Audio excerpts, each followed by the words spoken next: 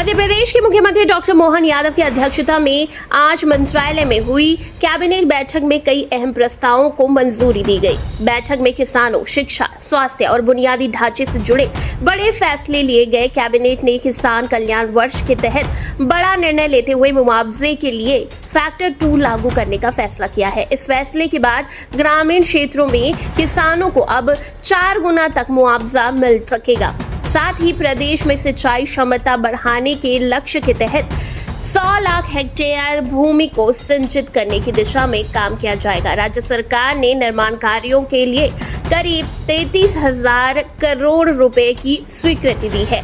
उज्जैन क्षेत्र की 157 करोड़ रुपए की सिंचाई परियोजना को मंजूरी दी गई है, जिससे 35 गांवों को लाभ मिलेगा। इसके अलावा केन बेतवा परियोजना के अंतर्गत छिंदवाड़ा जिले की सिंचाई योजनाओं को भी हरी झंडी दिखा दी गई है।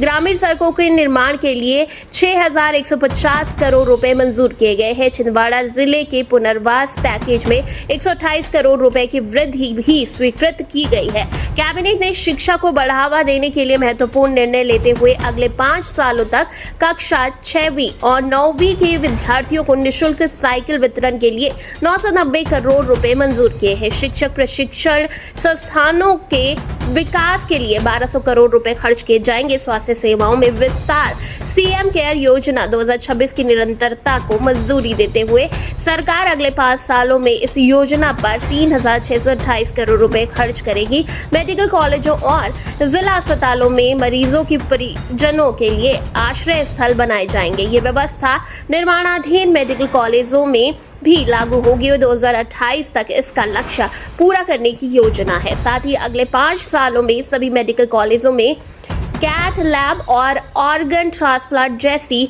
अत्याधुनिक सुविधाओं के विकास पर करीब 2,000 करोड़ रुपए का खर्चा किया जाएगा। राज्य सरकार ने नारी शक्ति वंदन के तहत महिला सशक्तिकरण पर चर्चा के लिए 1 दिवसीय विशेष विधानसभा सत्र बुलाने का निर्णय किया है। अमरकंटक नर्मदा समग्र विकास के लिए सरकार ने प्रतिबद्धता दोहराई। संकल्प से समाधान अभियान 12 जनवरी से 31 मार्च तक सफलतापूर्ण संपन्न हुआ। वहीं जल संवर्धन के क्षेत्र में मध्य प्रदेश देश में तीसरे स्थान पर। कैबिनेट ने 10वीं और 12वीं के बैठक के बाद मंत्री नरेंद्र शिवाजी पटेल ने जानकारी देते हुए बताया कि सरकार का फोकस किसानों की आय बढ़ाने, शिक्षा को मजबूत करने और स्वास्थ्य सुविधाओं का विस्तार करने पर है। कुल मिलाकर आज की कैबिनेट बैठक में लिए गए फैसले राज्य के ग्रामीण विकास, किसानों की आय, शिक्षा और स्वास्थ्य सेवाओं को मजबूत करने की दिशा में अहम कदम माने जा रहे हैं।